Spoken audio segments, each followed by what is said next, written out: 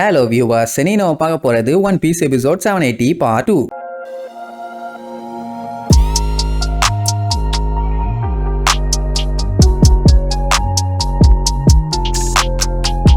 Open பண்ணா அந்த ப்ரோடியை தான் காட்டுறாங்க. அவன் அப்படியே ஜம்முன்னு சுருட்ட ஊதிட்டு இருப்பான். அவங்கிட்ட ஒரு சோல்ஜர் கோஸ்ட் வந்திருக்கும்பான். அட வேற ஒண்ணும் இல்ல, உன்னை பார்க்கல 3 பேர்த்த மரத்தோட வச்சு கட்டி வச்சிருந்தாங்கல்ல, அவனுங்க பார்த்தது நம்ம ப்ரூக்கே. அவன் கோஸ்ட் தானே, அதனால கோஸ்ட பாத்துருக்காங்கன்னு வந்து சொல்றான். ஆனா ப்ரோடிக்கு கடுப்பாகும். கோஸ்ட் வந்துச்சு ஓகே, அது சோல்ஜர்ஸ் 3 பேர்த்தையும் மரத்தோட மரமா கட்டி வச்சுட்டு அவனை துணியெல்லாம் உருவிட்டு டவுசரோட விட்டுட்டு போச்சா. என்னடா சொல்றேன்னு கேட்டா அட ஆமா இல்லன்னு அவனே பேந்த முழிப்பான். உடனே செம்ம கடுப்பாயிரும். ஏன்னா யாரோ உள்ள வந்திருக்காங்க. ஒழுங்கா போய் ஹெட் குவார்டர்ஸ் ஷோர் லைன்னு எல்லா இடத்தையும் செக் பண்ணு.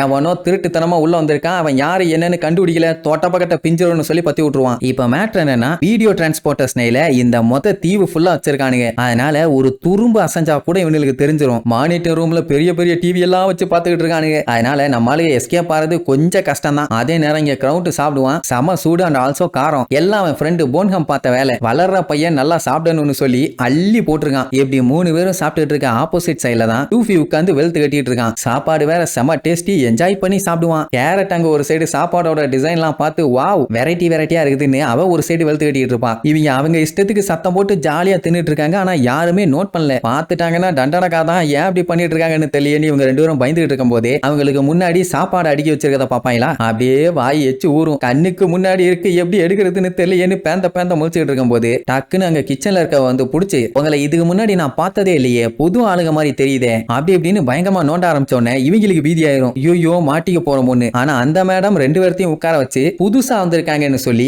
நிறைய சாப்பாடு எடுத்து கொடுப்பா. ஏன்னா சப்பையா இருக்காங்களாமா, நல்லா வெயிட் போட்டு இருந்தா தானே வேலை நல்லா பார்க்க முடியும். அதனால சாப்பிடுங்கன்னு 2 பேர்த்தையும் உட்கார வச்சு அள்ளி கொடுத்தவனே சந்தோஷத்துல ஆனந்த கண்ணீரே வந்துரும். இப்படி ஒரு தெய்வத்தை இந்த இடத்துல பாப்போம்னு நினைக்கவே இல்லையேன்னு. சரி அப்புறம் அவங்க ஒரு சைடு வெளுத்துக்கிட்டு வாங்கன்னு வைங்க. இங்க அந்த ப்ரோடி செக்யூரிட்டி ரூம்ல யார் யாரெல்லாம் வந்திருக்காங்கன்னு சொல்லி ஒவ்வொரு ஸ்கிரீனா செக் பண்ணிட்டு இருப்பான். ஆளுகளும் தேடிட்டு இருக்காங்க. ஆனா யாருமே வந்த மாதிரியே தெரியல. ஆனா என்ன ஆனாலும் விடமாட்டேன்னு வெறியோட இருக்கான். இங்க தான் இப்போ ஒரு பெரிய பஞ்சாயத்தாகும். அட அந்த கேரட்டும் லூஃபியும் தின்னுட்டு இருக்காங்கல்ல, அப்படியே மூடிட்டு தின்னுட்டு இருந்தாங்கன்னா பிரச்சனையே இருந்திருக்காது. நமியும் சாப்பரையும் பார்த்த உடனே நமி சாப்பரே இங்க வாங்கன்னு கத்துன்னு கத்துவா. அட வாய மூடிட்டு நம்ம மாட்டிக்குவோன்னு சொன்னா கேட்காம நமின்னு கத்துன உடனே அந்த நமிங்கிற பேரை ஜப்பா கேட்டுருவான். அவ்வளவுதான், நமி இங்க வந்திருக்காளா, எங்கன்னு தேடி பார்க்கும்போது எங்க இருக்கான்னு பாத்துருவான். பார்த்த உடனே செம்ம ஷாக்கு. அவனுக்கே டவுட், நிஜமாவே இது அவதானான்னு. அவனுக்குள்ள பாத்தீங்கன்னா அப்படி ஒரு வெறி. ஏன்னா இவனோட லைஃப் டைம் கோலே அவளை பிடிக்கிறதான். அதனால பட்டுன்னு ஏர் வாக் பண்ணி சட்டுன்னு அவன் முன்னாடி போய் நிற்பான். நமியும் சாப்பரும் பார்த்துட்டு பயந்துருவாங்க. அவன் நைஸா பக்கத்துல போய்,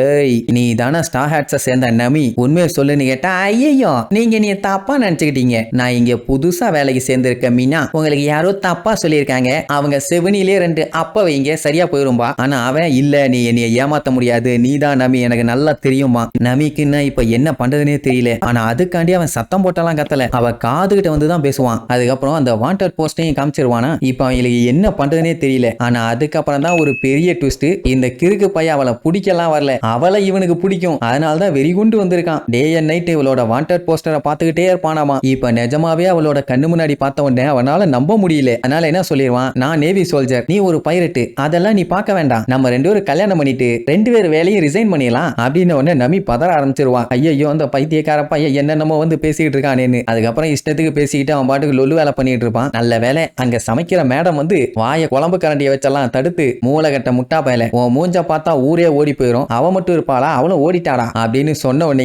உட்கார்ந்து தேம்பி அழ ஆரம்பிச்சிருவான். நல்ல வேலை நம்ம எஸ்கேப் ஆயிட்டா, இல்லன்னா ஒரு வழி பண்ணியிருப்பான். இப்படி எல்லாம் சோல்ஜர்ஸ் இருப்பான் இல்ல, ஓமை கடவுளேன்னு புலம்பி தள்ளிட்டு இருப்பான். சரி என்னடா ரொம்ப நேரமா நல்லா போயிட்டு இருக்குதே, எந்த பிரச்சனையும் இல்லையேன்னு பார்த்தா லூஃபியா ஆரம்பிச்சிட்டான். என்னன்னா சாப்பாடு பத்தலன்னு அங்க இருக்கிற மொத்த அண்டாவையும் அலேக்கா தூக்கிட்டு போவான். அவன் தூக்கிட்டு போனான்னா மத்தவங்க சாப்பிட வேண்டாம். அதனால கடுப்பாய் எல்லாம் சண்டை போறதுக்காண்டி காட்டு கத்திட்டு இருப்பாங்க. இந்த விஷயத்தை அங்க செக்யூரிட்டி ரூம்ல நோட் பண்ணிடுவானுங்க. லூஃபி யார பத்தியும் கண்டுக்காம அவன் பாட்டுக்கு தின்னுட்டு இருப்பானா, அதை ப்ரோடி பார்த்துருவான். அவ்வளவுதான். அதுக்கப்புறம் அப்படியே ஜூம் பண்ணி பார்க்கும்போது பையன் நல்லா சிரிச்சு சந்தோஷமா மூஞ்ச காமிச்சுக்கிட்டு அழகா திம்பான். கன்ஃபார்மே பண்ணிட்டான், இவன் தான் கார்போட கிராண்ட்சன் லூஃபி, அவனை விடாதீங்களேன்னு சொல்லி அலாரத்தை ஆன் பண்ணி விட்டுருவாங்க. அது மட்டும் இல்லாம இன்வேடர் வந்துட்டாங்க, எல்லாருமே கேஃபட்டேரியாவுக்கு போங்க அப்படின்னு திருப்பி விட்டவனே கேரட்டுக்கெல்லாம் அள்ளு விட்டுரும். ஆனா லூஃபி அதெல்லாம் கண்டுக்கவே இல்லை, அவன் பாட்டுக்கு சாப்பிட்டுட்டு இருக்கான். ஸ்டார் ஹேட் லூஃபி தான் இருக்கான்னு சொல்லிடுவாங்க, அப்பவாச்சும் ஓட வேண்டாம். அப்பவும் அவன் பாட்டு உட்காந்து திம்பான். போவான். இங்க சாப்பர் நம்பி என்ன பண்ணிடுவாங்க, அங்க இருந்து தப்பிச்சு போய் ஃபுட் ஸ்டோரேஜ்ல இருக்க ஐட்டத்தை எவ்வளவு முடியுமோ அவ்வளவு அள்ளிட்டு எஸ்கேப் ஆயிலான்னு முடிவு பண்ணிட்டாங்க. ஏன்னா இவங்க போய் சண்டை போட்டு லூஃபியை காப்பாத்தணும்னு அவசியம் இல்ல,